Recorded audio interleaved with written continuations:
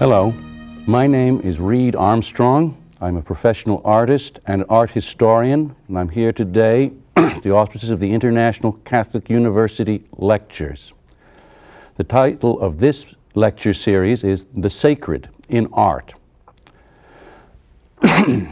Before delving deeper, however, into the subject matter of how sacred manifests itself in art, I believe we should do well to specify what are our terms and what is the idea actually of art. The Webster's New Collegiate Dictionary, the standard source for most students, gives the following definition, especially the visual arts: the conscious use of skill and creative imagination, especially in the production of aesthetic objects, also works so produced. For most of us, art and beauty are synonymous, and Webster's definition relating to the production of aesthetic or beautiful objects is what we expect regarding art.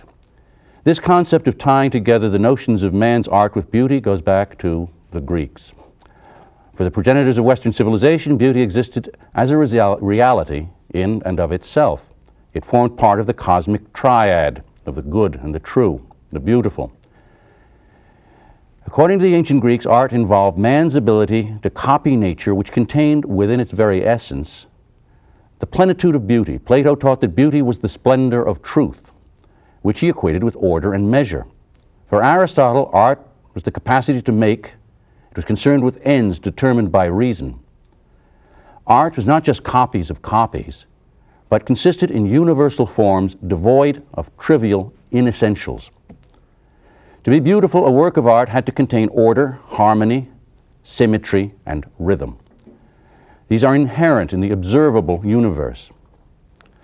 Following the dictates of Plato and Aristotle, the Romans of the Republic not only maintained the Greek canon of beauty, but embellished the polis with statues to extol civic virtue. Through the order and grandeur of their monuments, and with the advent of the Christian era, St. Augustine continued in the classical tradition by saying that beauty is the splendor of order. St. Thomas Aquinas, whose monumental philosophy composes Christian and classical wisdom, refers to beauty as id quod visum placet, that which being seen pleases. According to St. Thomas, this pleasure involves an intuitive knowledge or delight received through the senses from the object that is beautiful. To apprehend the beautiful is a natural good, as it restores for a moment the peace and the delight simultaneously to the intellect and the senses, producing integrity. The traditional Western view of beauty is echoed, I think, most beautifully by the 20th century German philosopher Joseph Pieper, who refers to beauty as the glow of the true and the good radiating from every ordered state of being. The idea that the formal purpose of man's art is the production of beautiful objects has to a large extent dominated the understanding and teaching of art history from classical times up to the beginnings of the 20th century. That beauty is to be found objectively existing in the natural order has until recently also been generally taken for granted. Perhaps the most eloquent statement of Western artistic tradition is that of John Ruskin, made in the middle of the last century in his seminal essay, All Great Art is Praise. The art of man is the expression of his rational and disciplined delight in the forms and laws of creation of which he forms a part. At the time that Ruskin wrote these words, however, the seeds of doubt regarding man's ability to know the true and the good had begun to undermine the traditional link between beauty and order. Art and nature, beauty divorced from the good and true, brought about a new field of study called aesthetics, or the study of perception per se. In the words of Walter Pater, a founding father of aestheticism, modern thought is distinguished from ancient by its cultivation of the relative spirit in place of the absolute. To the modern spirit, nothing is or can be rightly known except relatively and under condition.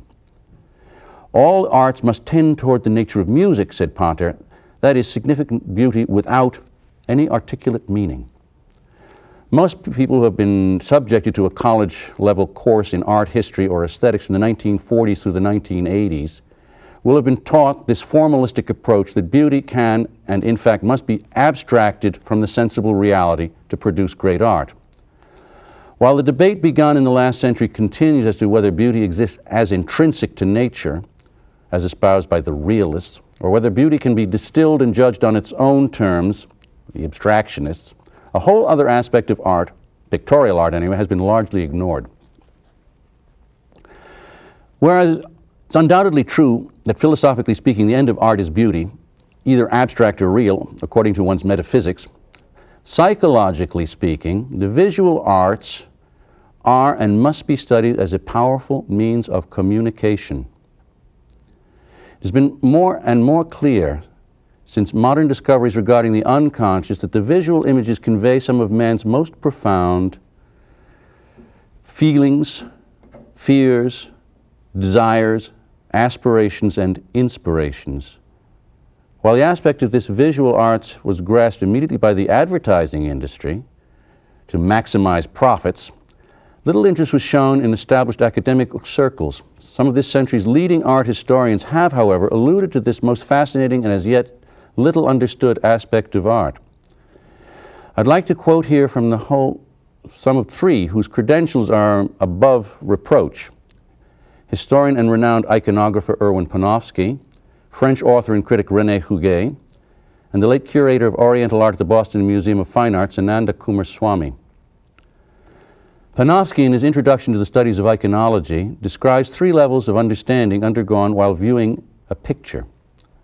One is the primary or natural subject matter. This involves identifying pure forms as certain configurations of line and color, or certain peculiarly shaped lumps of bronze or stone as representatives of natural objects such as a human being, an animal, plant, rocks, etc. By identifying their natural relations as events.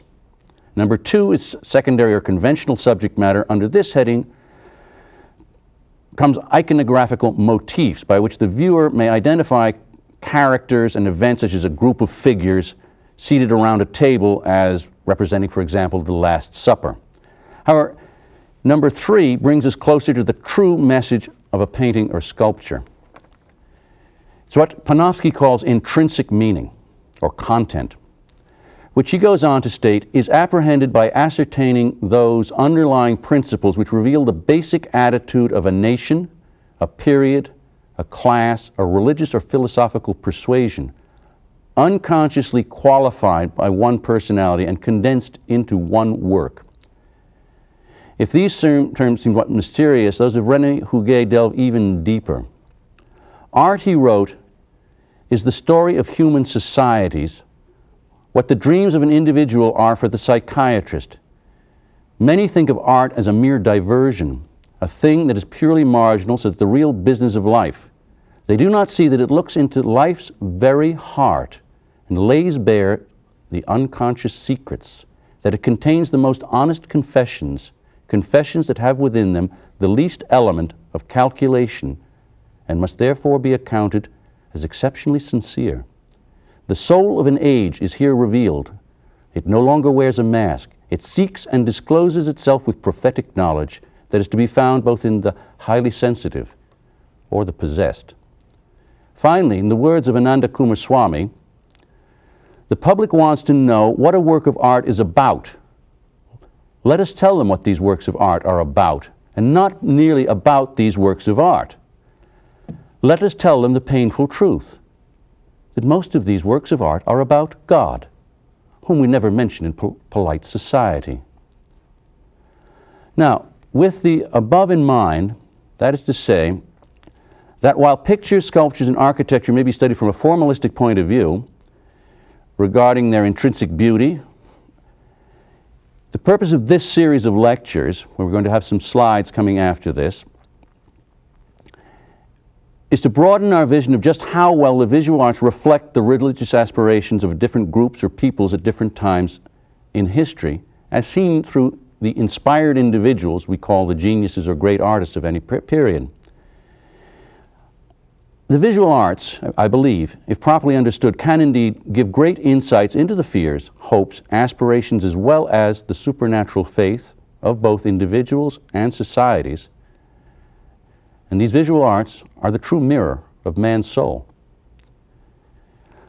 We're going to have a presentation coming up now with slides dedicated to classical Greece, which is the first time in human history where philosophy was wedded with mythopoetic imagination to produce a vision called by the Greeks cosmos, the bringing together of order, or the insight into the fact that there was order in the world and how this affected their arts.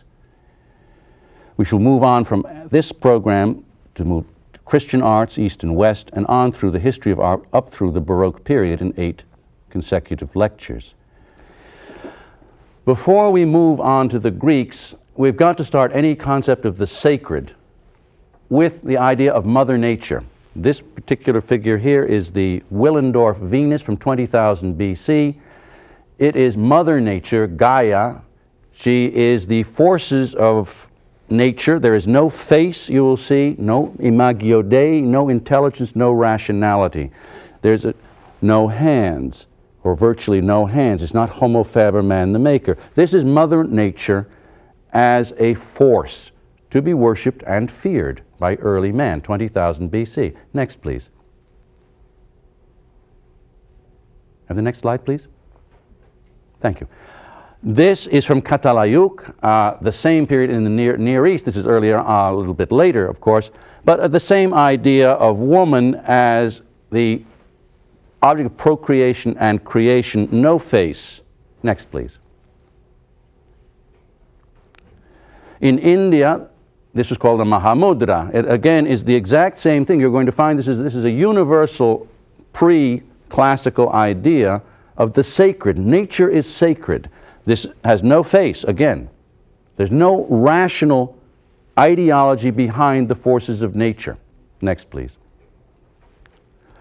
In the Cycladic islands, this is just before the beginnings of Greek culture, in the Minoan period, you have, again, the woman with no face, really. It is the generative powers of woman as a force. Next, please.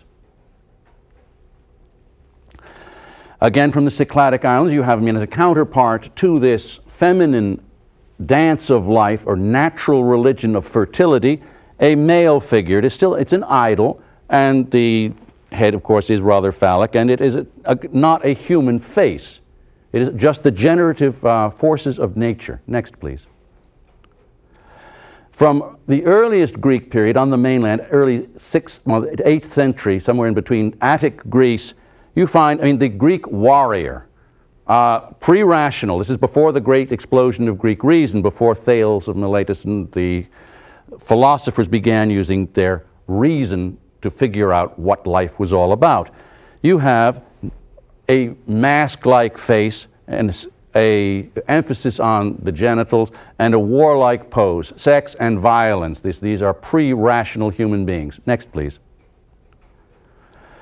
In this beautiful Attic vase from the Athens Museum, you see on this warrior here the serpent symbol, the life force. Down here, the eye.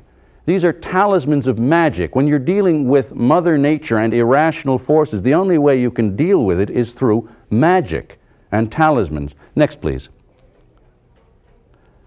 Once again, another vase from the Ashmolean, the same serpentine figure. It is putting your faith in the serpent. I don't want to get into any connotations of evil associated with the serpent at this time, but it is a force of nature, the serpentine life force.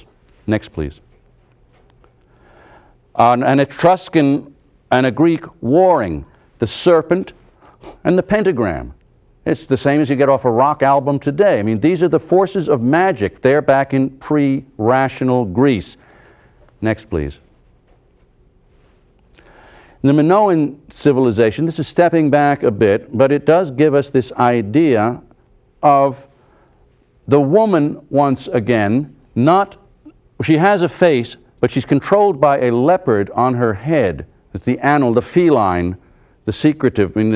She's a predator, bare-breasted in the Minoan fashion, that's the way they wore. This is from the Knossos treasure. It's a beautiful little ivory figure. The interesting thing is the two serpents, one in either hand. The Greeks, later Greeks, labeled these Python and Delphine. Python being the male force and the Delphine being the female force. These are the two life forces in the dance of life, in natural religion of procreation and nature, the abundance of nature. She is not the same as we saw in the Willendorf Venus. She is using the other part of femininity, which we call attraction, rather than just generation. Next, please. We see these same serpents on the Attic Greek helmet, a lovely bronze helmet, but this warrior was putting his trust in these natural forces and magic and hoped that his life would be saved through a dedication to this sexual magic. Next. In the old temples of ancient Greece, they had rites of magic, and the human face was covered with these masks, the prosopeion. The word mask in Greek later comes down to us as prosopon, the face. But the human face was not portrayed. These gods were put on as magic entities. Next, please. Here's another one. This is a more smiley one, but they're not terribly friendly looking gods, because nature was not friendly, and the only way to deal with nature was to trick it or seduce it or somehow through magical rites have nature produce what you wanted. Fate was implacable. Next, please. This is a very key figure. It's a pediment from the Temple of Artemis in the 6th century BC. If you notice, there is a mask. It's the mask of Medusa, the Gorgon, tied in with Hades and Typhon, the gods of the underworld. It's not a human face. It's not a woman. This is a force, one of these forces of nature. As a matter of fact, with the tongue hanging out like that and the teeth, it's identical to the goddess Kali in India, then and now. This hanging tongue. Mother Nature is both bountiful and cruel. She brings forth life, but she's the destroyer of life. She brings you life through sexuality, the two serpents united on her belt, but she's going to devour you in death at the end. She is flanked by two animal figures. She is the Lord of Nature, this figure. It's a quintessential Earth Mother destroyer figure. In her left hand symbolizing fate. When we get into our third lecture on symbolism, we'll get in more into right and left. She controls man. Nature controls man through fate. She is much bigger. She's Mother Nature. Man is a little tiny object, worthless. Next, please. This 6th century BC sculpture is of Perseus overcoming the Gorgon. It's, again, very interesting in this archetypal imagery, this imaginative way of showing what's going on in a culture. It's not a rational statement, but it certainly gives us an idea of what's happening. It's very similar to the St. George figure we'll see later on in Christian art. It is the man on horseback overcoming the dragon. Virtue, male virtue, facing reality, facing responsibility, overcoming the Gorgon. The head is cut off. This mask is cut off from the beast Mother Nature. The interesting thing, though, in this particular sculpture, there's a new vision of woman coming up out of it. A new human idea of what woman is all about. Next, please. Before we get on to what woman is all about and the Greek idea of how man and woman, male and female, live in harmony, we'll start with men. This is a Kuros figure from the 6th century BC. The Kuros figures, according to J.J. Pollitt and his Art and Reason in the Greek Culture at Yale University, a man whose work I recommend and who I follow greatly in the study of Greek art, so that these people are ordinary people. These are not gods. These are men at the prime of life. It's man qua man. You'll notice that the influences on the face, the head, the imago Dei, no mask anymore. These are human beings. The genitals are underplayed. This is man stepping out on the stage of history, proud and erect. Next, please. Another one of these wonderful Kuros figures. It's more lifelike, and in many of your art history courses, they'll just say the Greeks were trying to get more and more lifelike. No, as they practiced at art, they became more lifelike, but the underlying concept of this particular figure is, again, this idea of man qua man. Here I am. Man is the measure, as Protagoras had said. Wonderful face, human face. It's beginning to get an expression on here. Again, an underplaying of the genitals. They're naked but not prurient. Next, please. Another of these figures, this one in bronze. Man stepping out on the stage of life. Next, please. This is the Kratos Boy from the Athens Museum. And it's probably one of the most beautiful of these, what we call Kuros figures. Again, not deities. These are just young men. When these were placed at grave sites to show man in his full station, at his peak. And here he is. I mean, the face. I mean, this is a definite individual human being. Again, the body is lovely. Sexuality is played down. This is a thinking human being. Next, please. The Charioteer of Delphi, bronze statue, 5th century. The elegance and style of this man, this is a man who knows who he is. And this isn't the personage, I mean the potentate riding in the chariot. This is just the driver. This is a common man. Here he is standing proud and erect.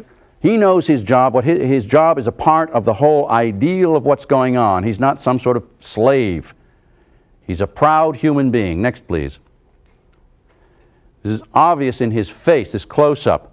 These bronze heads, the eyes were put in, anecdotally, having nothing to do with the sacred, but technically they're put in with stones, marble stones, inset into these bronze faces, which gave them this ability to really give an expression, a lifelike expression, but a very dignified. This is a serious young man.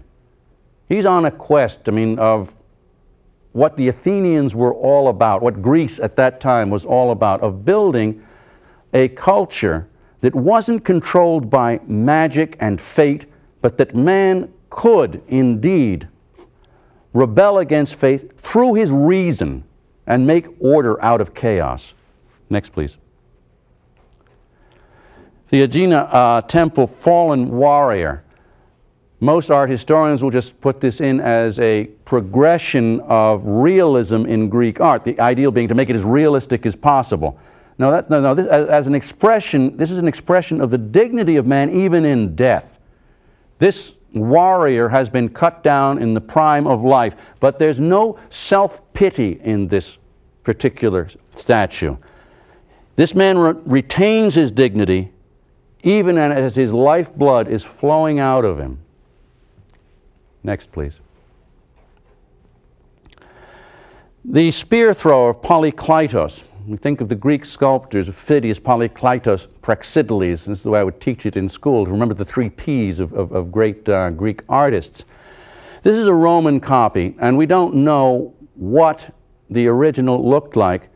However, there is, to my mind, a slight difference here than from what we saw in these archaic figures, in that it becomes mathematical. They've gone a little bit into trying to find what are the proportions that make up the human body. This is Pythagorean. So it's a little bit stiff in that it has to be perfect. They've seen that man is a wonderful creation. Man is the measure of all things, as, again, according to Protagoras. So now they want to find out what makes it. What are the geometric rules? What are the mathematical rules that form man? Man is the microcosm of the macrocosm, which is the outer world. Next, please. We're going to come over to women now. This is a 6th century BC woman, and it's pretty much along the Oriental style. She's still bare-breasted. The face is somewhat masculine, but somewhat human. But she is beginning to be human. Next, please. You come to what are called the Kore figures in the early 5th century BC. And the idea of the classical nude pertaining to women is just not true. In the classical ideal, women were fully clothed. They were objects of respect. Here she wears this chiton, the tunic, and it covers her femininity, and she's given a face. This is what's called the archaic smile, and this probably was due to a technical inability to get, a more humane smile. But she's very definitely human and knowable. Next, please. Here, this is called the core of the Athenian peplos. Peplos is this kind of little jacket she's wearing there. And yes, she is feminine. Her hair sets off in the peplos, but she does have, I mean, a lovely feminine figure. But it is not emphasized to be in any way prurient. I mean, that she is a human being. She has a face. This Imago Dei, just as we've seen this Imago Dei of man emerging in this classical, this pre-classical, leading to classical Greek art, we see this in woman too. They're coming side by side. Next, please. This is one of the most beautiful of these core figures. The himation, this cloak falls down, covers it. The gracefulness we have of the forms coming around, the way they've done the folds. And the body is de-emphasized. The body is small compared to the head. The head is where the brain is, where the reason is. This is where we think. This is where we express our emotions, our love, our hate. This is important, this whole transition. This was the first time in human history, except in rare occasions in Egypt and somewhat in the Harappan civilization in India, where there is this emphasis on human beings as individuals. But here it was a whole society becoming individuals, not just individual pharaohs or kings or potentates. These are not gods, these are not heroes, these are human beings. Next, please.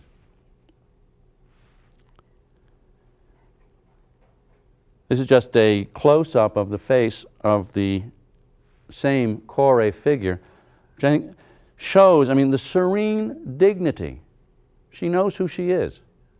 She's not, I mean, worried about some sort of slave or inferior status. She is an equal human being. Next, please.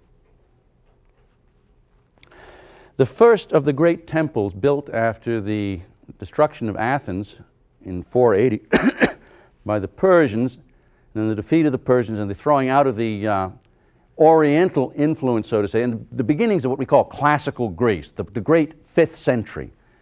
This is the temple of Zeus, and it shows the ordering of chaos. Here we have in the center, probably not a figure of Zeus, but Apollo, who is the sun god. I mean, it's a male figure representing reason, imposing order on a chaotic life. It's the battle of the Lapis and Centaurs. The Centaurs, again according to J.J. Pollitt, the Yale University professor, with whom I agree certainly in this case, the Centaurs are mythic projections of bestial man, man who has not overcome his passions and drives, men who are overcome by lust, and they're here attacking a wedding party, running off or trying to run off with the wives of the Lapis, the tribe, the local tribe. Bestial people entering into the society of rational people. Next, please. This is the wonderful face of Apollo from the pictures, 5th century BC. He is imposing order. This is the face of reason. We're no longer dealing with masks or the faceless, Mother Nature. This is reason.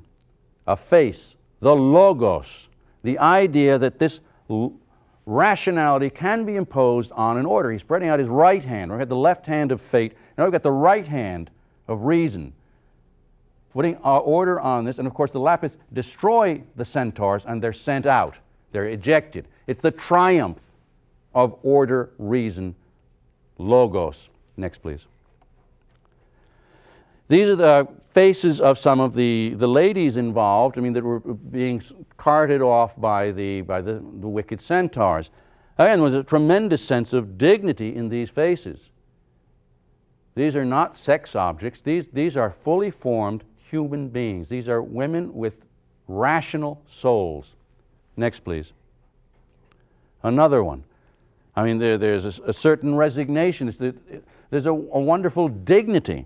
Let alone, in this particular lecture series, I've got to curb myself from getting into the artistic end of it, because the way that this head is formed and the lines, the sculptor did a magnificent job. It's almost a modern sense of abstraction, of setting the hair, to set the face off by simplifying and abstracting the headdress.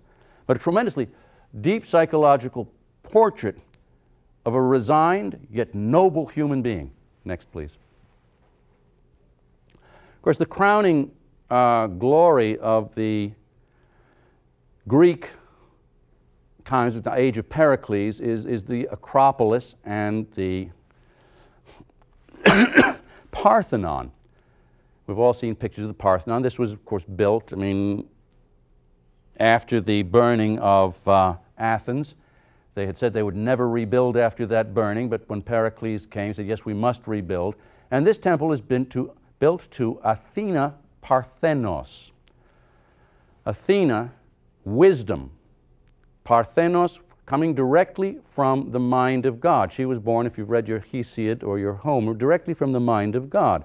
She's not brought into life through any union of male and female. Wisdom comes, as we know, directly from the mind of God through our Christian tradition. But somehow, as the church has maintained for many years, God was operating, even through the pagan Greeks, at a natural level where they were figuring out how the world works. This is as far as reason humanity will take you. So here we have the Parthenon, and this is a synthesis of the learning of the Greeks and their mythopoetic idea of how cosmos works. And we'll see this as we go on. Next, please. Here we see the procession to Athena, to the building, this wonderful devotion to wisdom. Now, Athena as wisdom has completely gone from, we've taken the feminine principle that we had in the Earth Mother, and we've raised her up through normal human beings with dignity and grace to the highest possible level of the feminine principle, to wisdom itself. Now, in virtually all languages, wisdom is feminine. Sabiduria, sagesse, chokmah in Hebrew. It is a feminine principle. This will change in Christianity where Christ becomes the wisdom of God. But it's on the natural order. The Greeks can only take it as far as they can on a natural order. So we have the worship of Athena. Next, please, bringing the wine and olives. Good government comes with this. Once you have wisdom imposed upon chaos, not just the right reason imposed upon chaos, but wisdom, a real understanding, you have good government. And there is a lady involved in the good government here. Now, the people are here discussing this, the friezes that go around the temple. We don't have all of them because, unfortunately, the Parthenon was blown up in 1687 by a Venetian shell. The Turks had their powder magazine in there, and unfortunately, much of it was lost. But anyway, here we have good government. Part of the whole idea is wisdom. Next, please. Thank you. Here, and once we've set all of this up, Athena may rest. Here she is resting on her staff. The staff, of course, is the symbol of authority. We see this everywhere, whether it's the Pope's staff, the bishop's crozier, the officer's baton, magician's wand, prophet's staff. This is the symbol of authority. Wisdom triumphant, resting. Next, please. Here we see the idea of one of the things that the Greeks brought to the architecture and art was, of course, mathematics, geometry. Now, geometry isn't the same as algebra, but it's the idea that you can take lines and break them up into component parts, and they'll always work. And this exists in nature. If you overlay, the golden mean, the golden section on the Parthenon, you see how it basically fits together. Some will say, well, the Parthenon isn't totally geometric. There are great variations in the Parthenon. Yes, there are, but most would say that these were to accentuate the harmony visually, that they took into consideration how people would look at it rather than just the mathematical formula. They wanted people to be able to see the inner working. Next, please. All right, this is the basic formula here of the golden mean. When these people discovered this, and made it part of human history, it was a tremendous event to find out that the ratio between TB here, this short segment, is the same as to the TA, the long segment, as AT is to the whole segment, AB. We say, well, so what?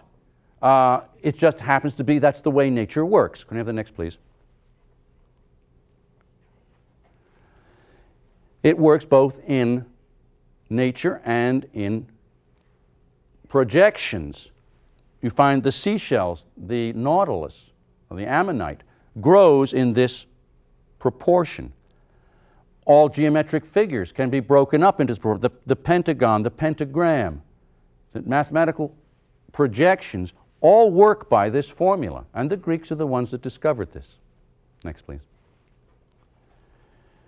This is a computer projection of this formula. We get the same thing of how it works out at this ratio.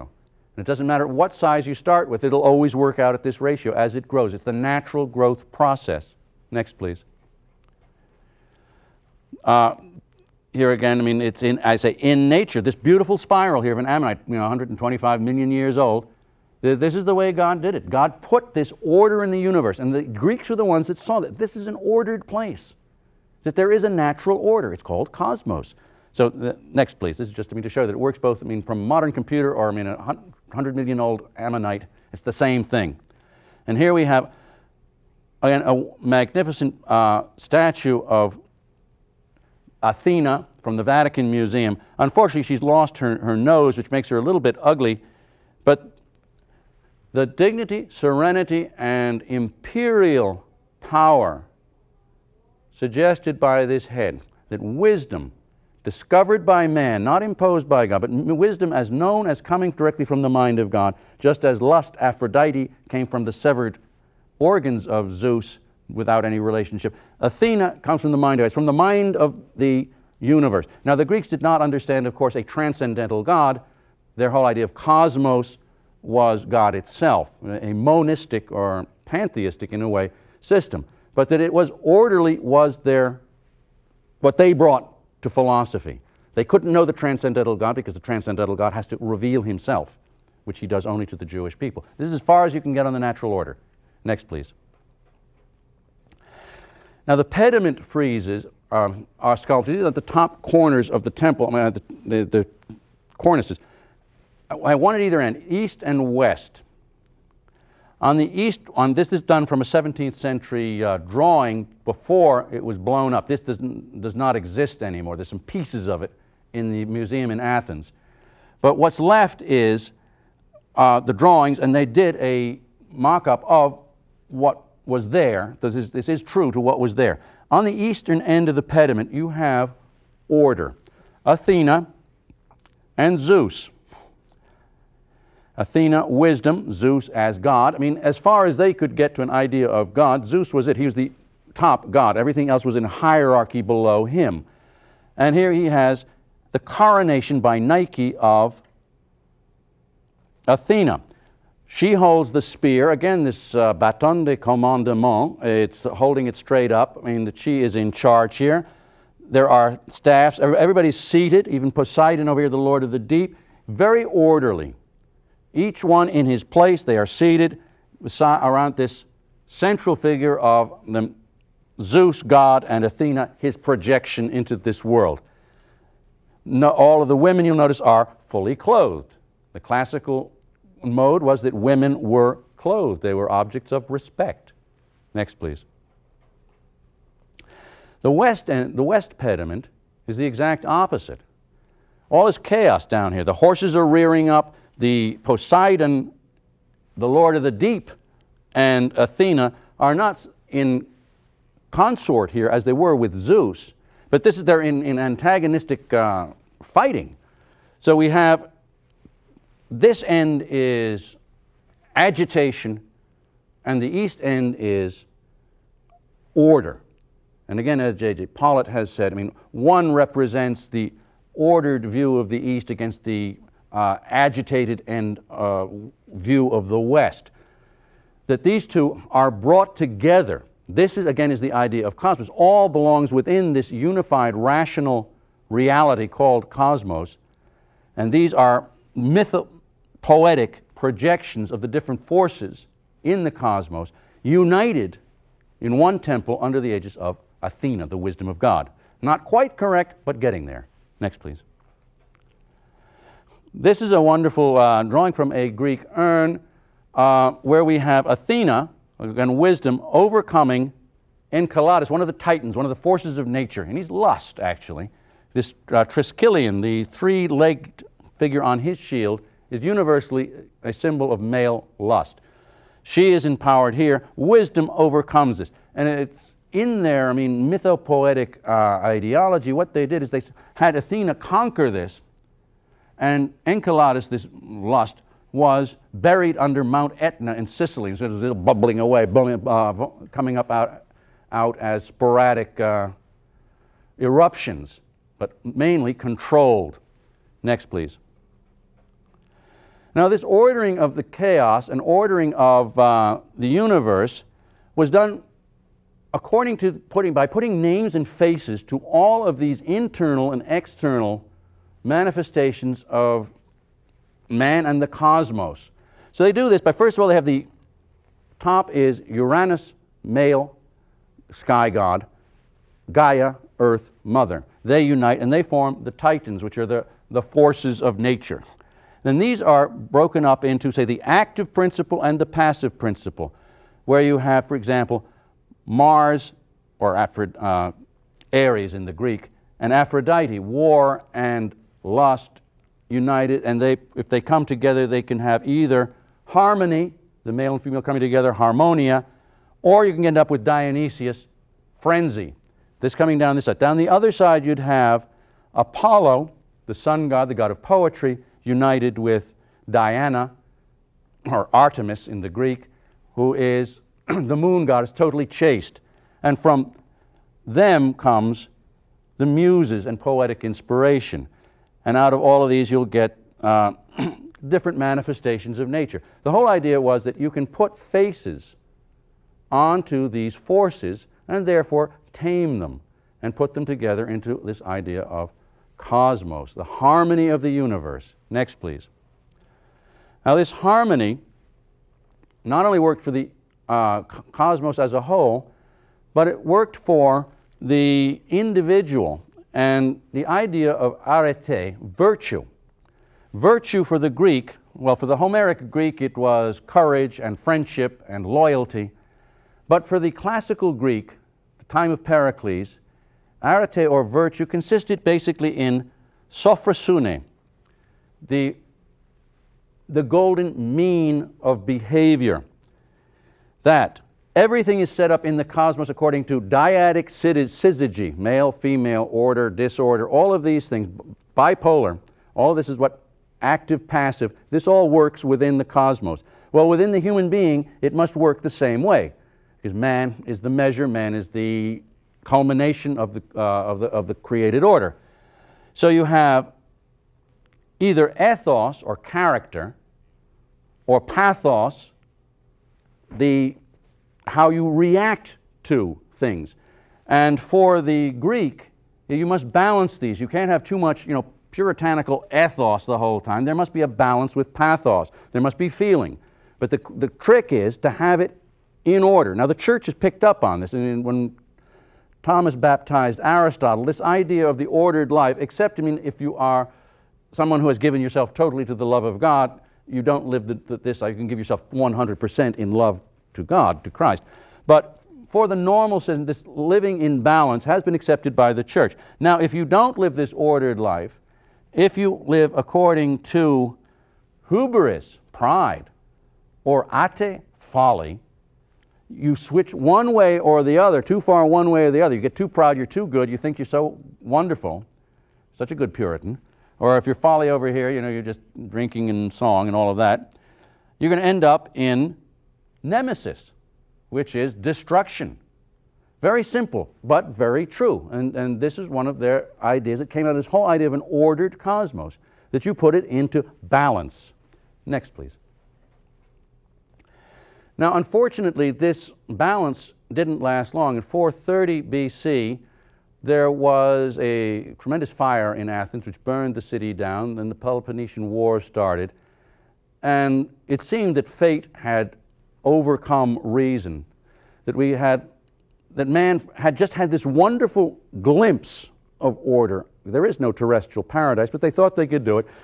And unfortunately, they went back down into the worship of nature and in a way, degradation of woman. Now, I'm not saying this is one of the most famous sculptures from the Parthenon, from the Erechteum.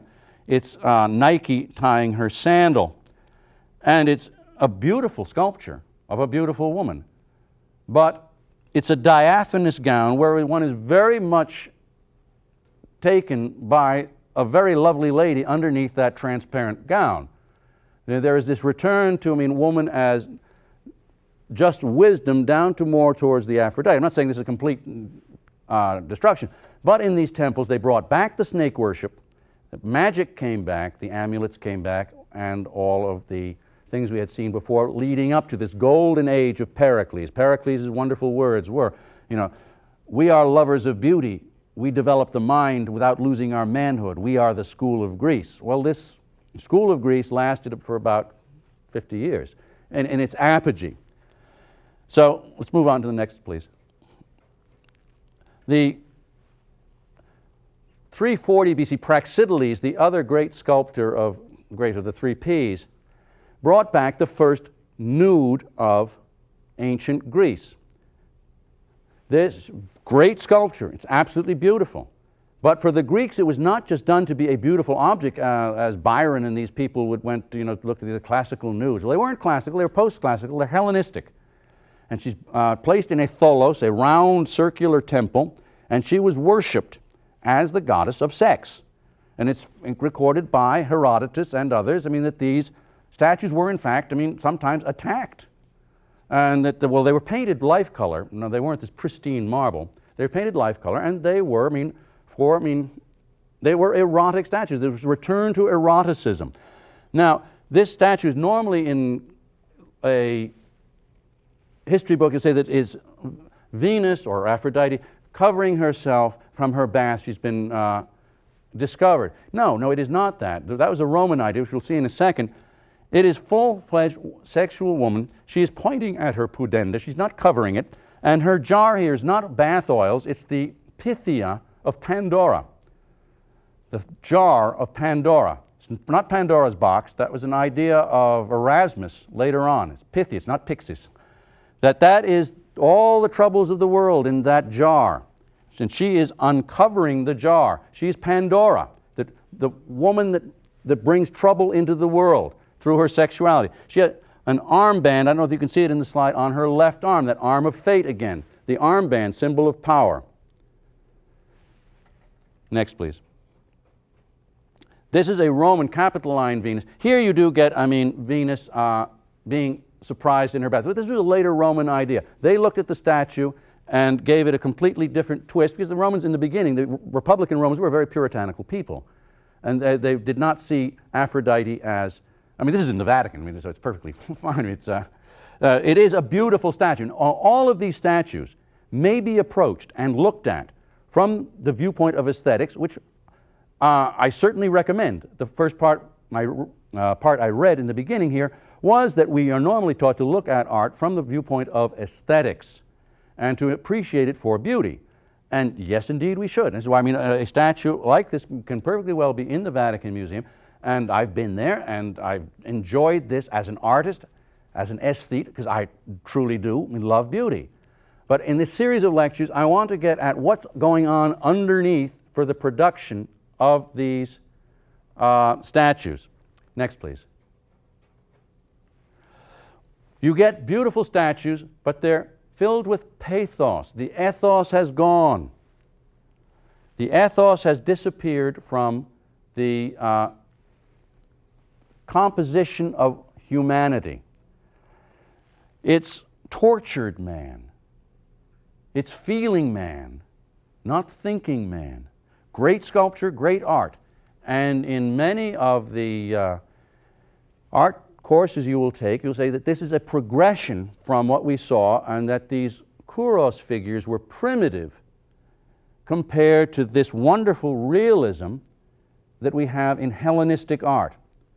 Well, yes, it is realistic, and it is wonderful sculpture. And as an artist, I appreciate it. I'm a sculptor. I love to do things like this. Let's continue. Next. We're going to go through a whole series here. One, pathos. Next. Even the dying Gaul. It has nowhere near the impact of the dying soldier of the Aegena temple. Because this is filled with self-pity. He doesn't have the nobility. He's not dying for an ideal. It's a poor man. This is the age of pathos, of turning to feelings. How do I feel about it? How do you feel about this? How do I feel about this? Not what do you think about it. This is the age of feelings in ancient Greece. I'm sure some of you are beginning to draw an analogy to certain modern things that are going on in the world. Next, please. Beautiful statue, little statue, very mannerist though. It's kind of composed, it's theatrical. It doesn't have anything to do with the idea of woman as woman. She's covered, nothing wrong with it. It's a very pretty little statue from the Metropolitan in New York. Next, please. Next, please. The little Cupid or Eros, cute but hallmark, not noble, not Pericles. Next. Lovely little man here with a very jaunty pose. Next, please. Next, another jaunty pose. There's a definite homoeroticism in these statues that we know the Greeks were into. Oh, there again. Next, please. The beautiful Lacone statue. It's theatrical. It still does not have the nobility. It's a wonderful statue, but it's pathos, total pathos. Next, please. Now, just a quick one of the Tholos of Delphi, where you can see this return to magic. I just want to mention this, we have a minute here, that Delphos means womb in Greek, and that the Pythoness, the woman, the priestess, the snake goddess, according to Herodotus, would sit in the vapors coming up from the stomion, Greek word for vagina, of Mother Earth, and read the vapors and go into a trance. Now, whether we're rationalists or not and want to say that these trances were real or put on, or the Delphic oracle was just putting together ideas from different countries, Herodotus said she was in a trance. And this was, again, going back to the serpent goddess and the worship of the feminine mother nature and implacable fate. You can't fix anything with reason. You've got to go to magic. You go back to the fates and Mother Earth and these vapors from Mother Earth that control all. This was a terrible tragedy in Greek history. We know the Greek history ended, and that the Romans came on and overcame the Greeks. A whole new civilization was formed. We're not going to discuss the Romans in this lecture series, but after this we're going to move on to the Christian art of both the East and the West. But I think we've seen here a full cycle of how a civilization, from this intuitive look into what's going on in their minds, in their psychology, of how it builds to a very noble view of what is humanity, what is man, what is woman, reason as far as you can take it, and then when this is thwarted by natural disaster and warfare, natural disaster being the cosmos rebelling, warfare being humanity rebelling, when these two forces of internal and external powers drive from us our sense of reason, the only thing that can replace it is our faith. So we must have faith in reason. Now we're going to move from this world of Greek reason, which the Church has given us as an ideal, again I say welded by Thomas, that our faith and our reason, the Greek philosophy, is a natural phenomenon, but definitely instilled in their minds by God. I mean, that there is a working of God in the mind, that God works through our natural intellect. It's not just through faith that we come to an understanding of reality. This we'll see later on, that there's always been movements within the different church movements of denying the ability of man to come to reason. Some of our Protestant brothers, I mean with Luther, would say, reason is a whore, that only faith. But the Catholic tradition is that reason can bring us to the threshold.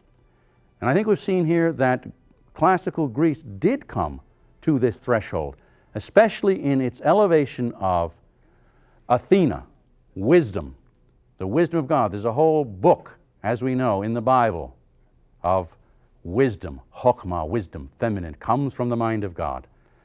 Thank you very much. That's all for today.